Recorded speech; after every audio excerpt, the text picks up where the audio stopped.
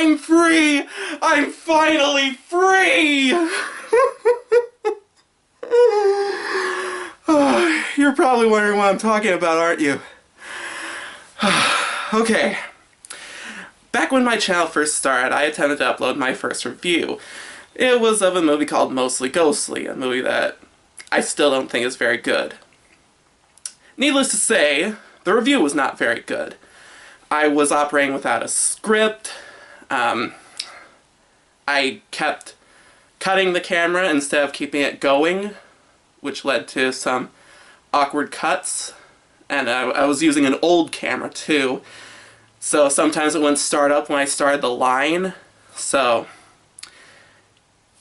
the review sucks, but if you want to watch it, you're gonna have to go to Internet Archive to find it, because YouTube won't allow it on.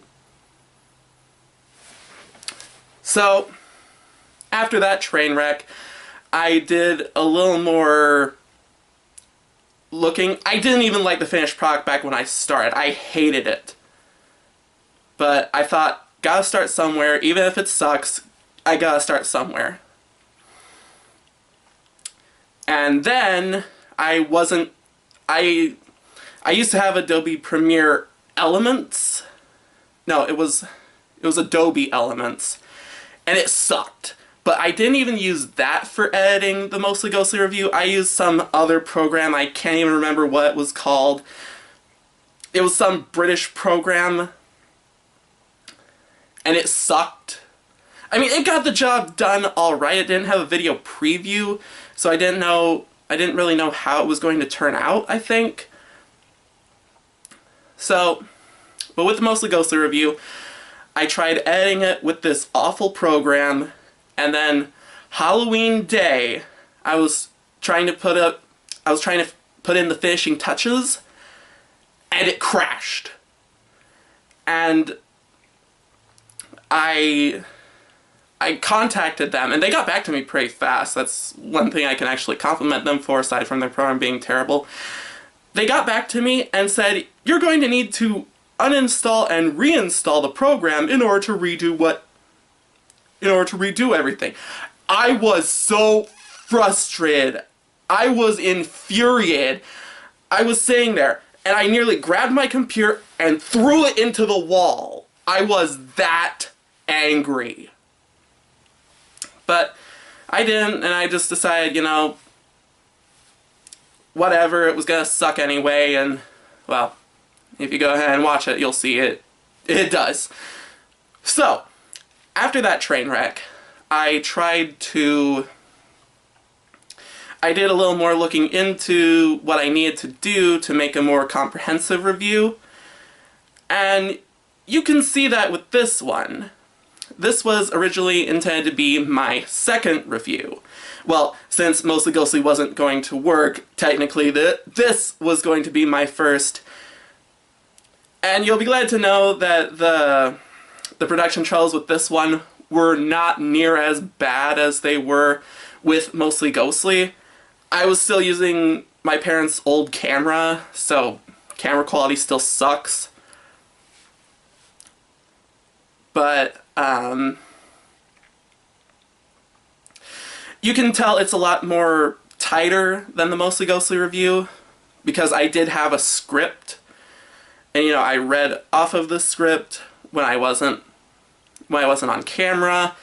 I made sure to double check and triple check what the line was before I said when I was on camera.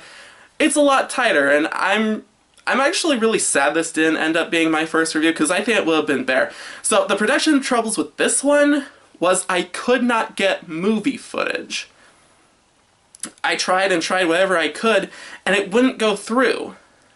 And then I finally got some footage about half a year later.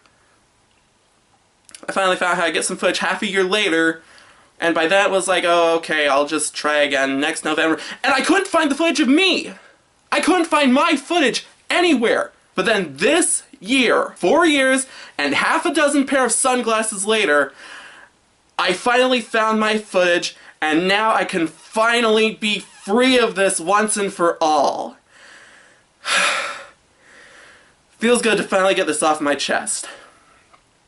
So, without any further ado, this is what was intended to be my second, technically first, technically second, whatever, review of Freebirds.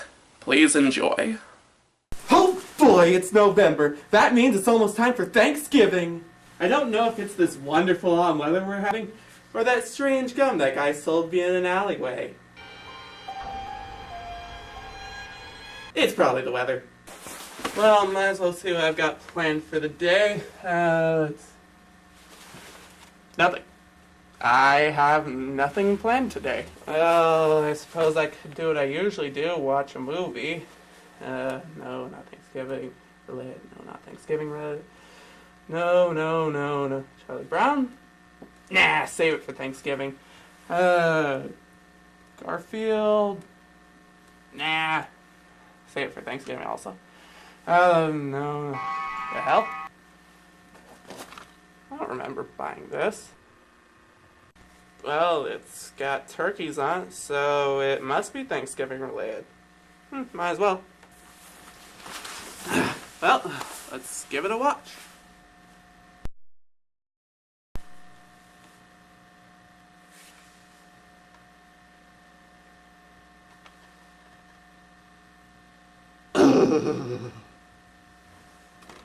Okay, before I start anything, I just want to say, I really don't like Shrek. It's not the worst movie I've ever seen, no. I just think it got overhyped, and when I watched it, I didn't think it was worth all the hype.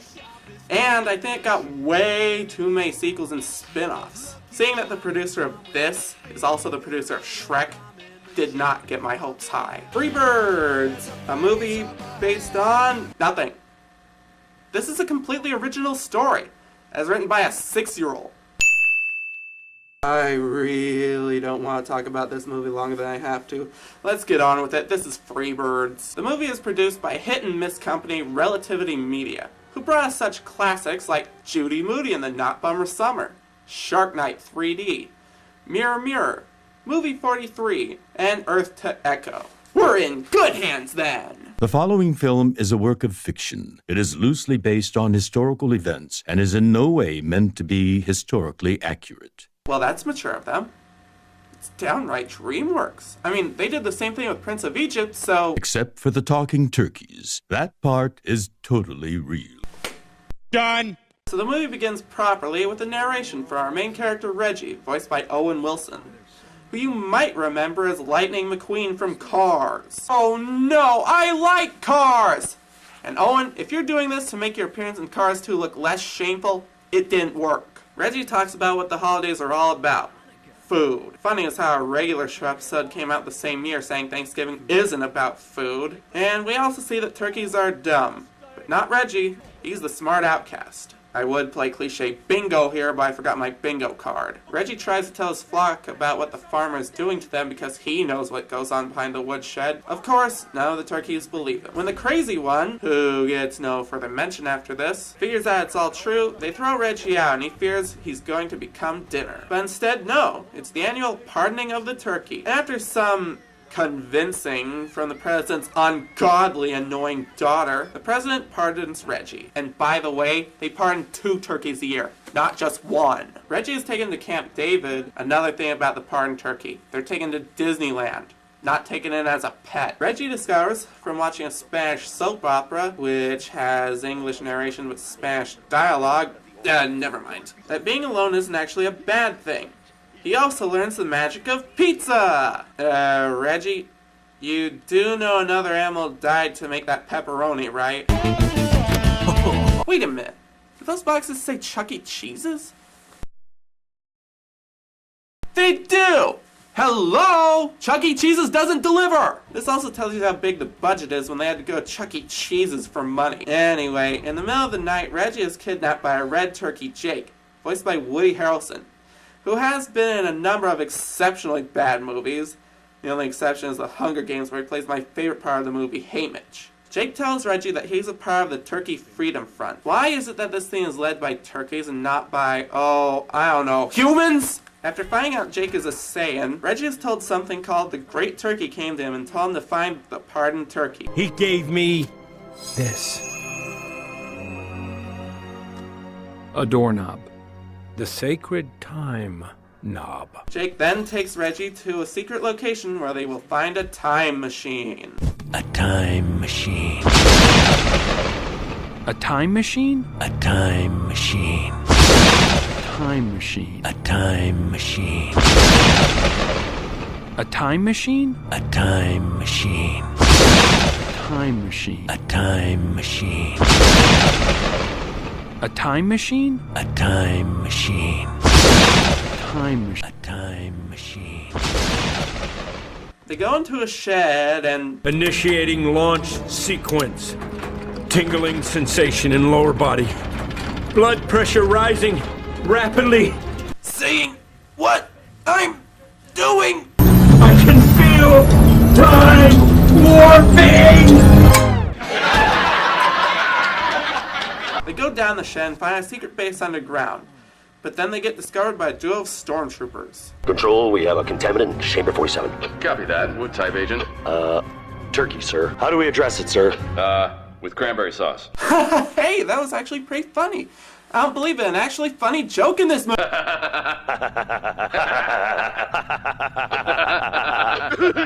Funny, right? You killed it. The one funny joke in this movie, and you killed it. It was just a sproutling, and you outright killed it! You maniac! They finally find the time machine, which is conveniently shaped like an egg.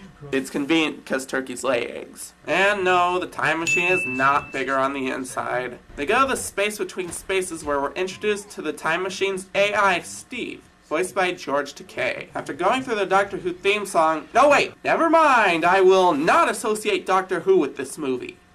Welcome to Plymouth Colony, 1621. George, you didn't take us back far enough. Feasts similar to Thanksgiving were actually held by the Spaniards, recorded as early as 1607. Go back further! Go back further! May I recommend some light stretching? Great idea, Steve. Pecs, glutes, pecs, glutes, pecs, glutes, pecs, glutes, pecs, glutes, glutes. They wander through the forest and come across some hunters and their dogs. But Reggie is saved by the love interest of the movie, Jenny, voiced by Amy Pope. You know what, I'm not even going to try pronouncing that. We also meet the rest of our cast of turkeys after getting away from the hunters, but not before two minor turkeys are caught. No! Not the characters I only know by name and nothing else about them! Seriously, this is a lame way to try to get emotions. You didn't even try to introduce those characters, you just gave them names and expected us to feel something after they were captured. It didn't work. The leader, Ranger, and Jake have an almost literal turkey dick measuring contest.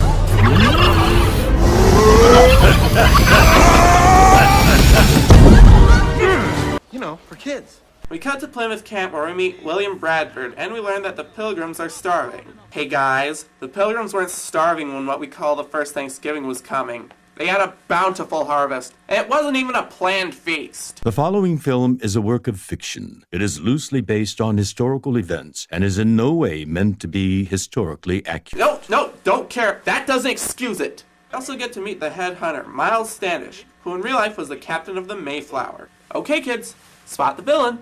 No, he's behind the box. Back to the turkeys as they head back to their nest, which is underground. I'm not sure, but I don't think turkeys do well underground. Oh. So, in the future, turkeys just sit around all day, eating and staring at the wall? Domesticated turkeys, yes. We still have wild turkeys these days, you know. We then meet Chief Broadbeak, voiced by Keith David, who you may or may not remember as Goliath from Gargoyles. Oh yeah, and comparing turkeys to Indians? Nice job, guys! The implications here are horrible!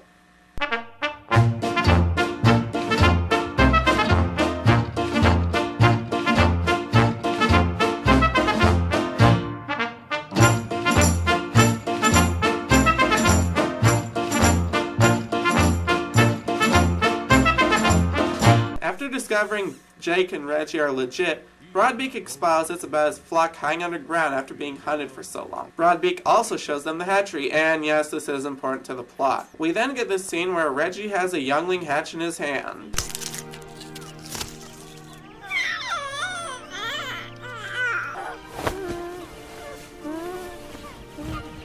I think she likes me.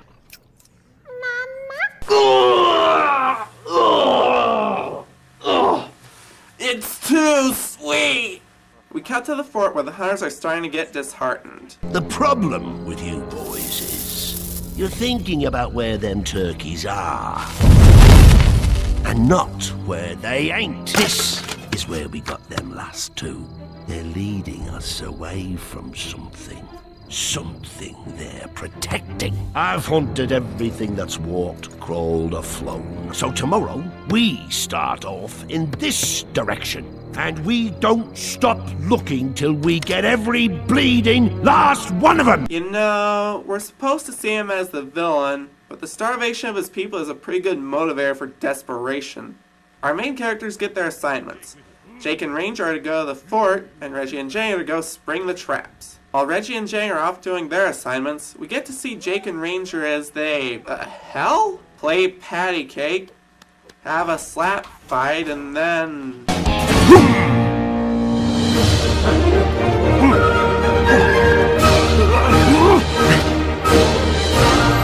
Doesn't get much gayer than this. We go back to Reggie and Jenny, where they get chased by some of the hunting dogs and go into the time machine. And Standish himself shows up, but Reggie has Steve take them up into space, where Jenny finally believes Reggie about being from the future. After a bit of filler, Steve starts the descent back down to Earth. The only purpose for the scene is for Steve to inform Reggie that he's fully charged and ready to leave any time. Jake and Ranger scout the fort and see that the feast is getting underway. Ranger inspires Jake that they should destroy the weapons shed. After another scene showing the growing relationship between Jay and Reggie, Jake steals Reggie away to execute their plan early. He told me we must do it together. Give me a break. The great turkey, he's a voice inside your head. The great turkey is the greatest turkey that I know, and you will never be as great as the great turkey. Subtle. Jake then decides to exposit his story about how he was raised in a factory and was trusted to take some eggs and create a flock outside the fence. You go carefully. Jake.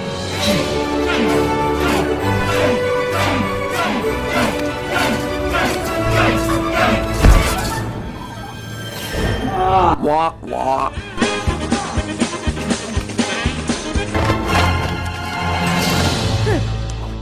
And the great turkey approached young Jake and gave him the doorknob from before, and told him to never give up, blah, blah, blah, blah, blah. Jake and Reggie go to the fort, and after a filler scene with the hunting dogs, Jake and Reggie start to get ready to blow the powder sheds up. But Jake can't leave without a trophy in the form of a powder horn, and they save those two ashes from before. Yay. With that many explosives, I'm surprised they didn't blow up the whole fort.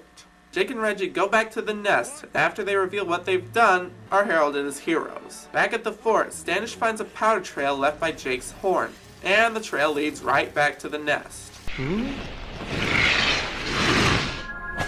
You led them right to us, Jake! Screw up once, shame on you. Screw up twice, shame on you. The turkeys begin to escape, but a majority of side characters are caught. Oh no! Standish gets the idea to burn the turkeys out. What is with this movie's obsession with fire? The stormtroopers from before were armed with flamethrowers, and now there's this! Jenny and Reggie go save the chicks, but Jake had already saved them all. Way to make them going to the nursery pointless. Our heroes escape, but Broadbeak sacrifices himself for no particular reason. No! Not the character I hardly know or have any emotional attachment to! The turkeys hold a funeral service and...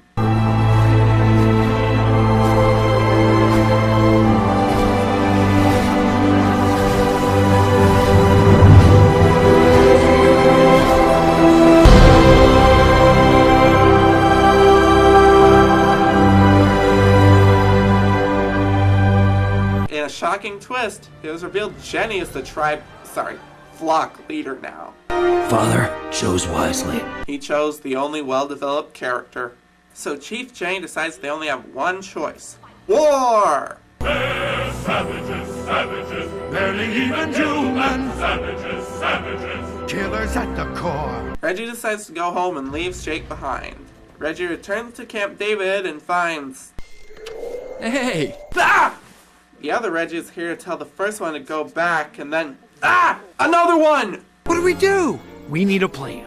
Exactly. The sacred time knob. Wait! Yeah? You know what this means? It means I need to go find the Great Turkey. Oh, come on. You are the Great Turkey. Thank you. Which means Jake was telling the truth the whole time? Wow, I really am an idiot! Yes, you are. My mind is being literally blown right now! Mine too! Ah! There's 4 of them! Our universe is doomed! Doomed! So Jake number 1 acts his destiny, and I'm just going to ignore the enormous plot hole staring me in the face. What is it? Fine. How did none of the other Reggies know that whatever, are the Great Turkey? And, at the end of the movie, Reggie stays with the flock in the past. So how did the other versions of him travel back in time? You've created a time paradox. Reggie goes to young Jake and gives him his destiny and the doorknob. We go back to 1621 where... Oh, come on! All this scene is missing is...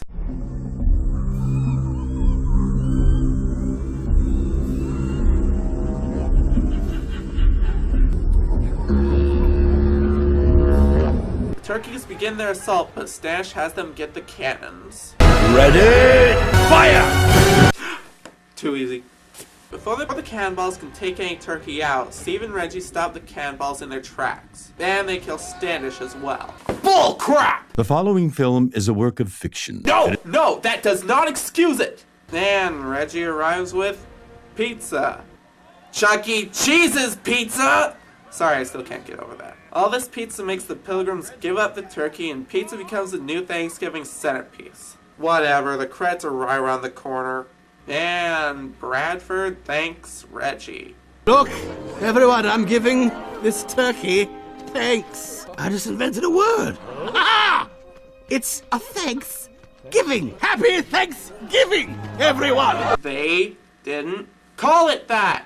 It was just a feast to give thanks to God for the bountiful harvest they had. The following film...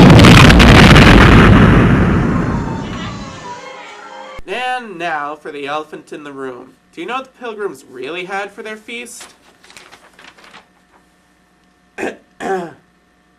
Deer, venison, goose, duck, and yes, there was turkey, but it wasn't the main course. Fish and cornbread, the result of a bountiful corn harvest!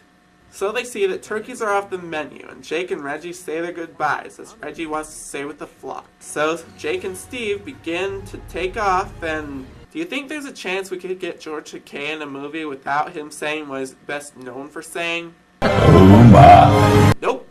And with that, the credits roll. Thank God.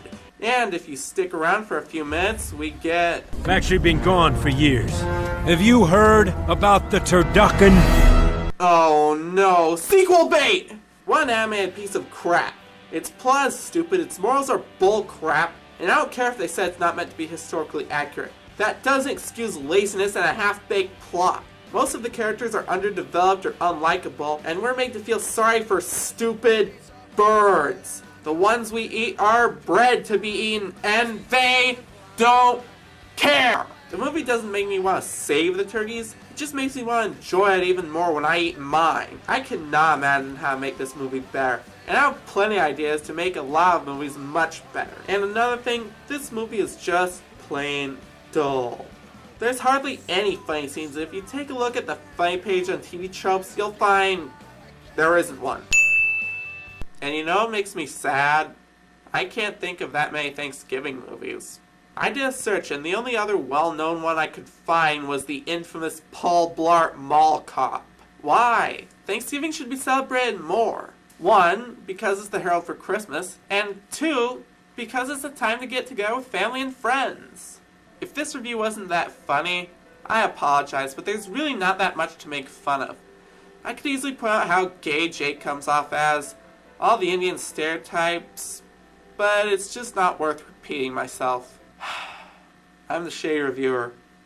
Have a happy Thanksgiving, everyone.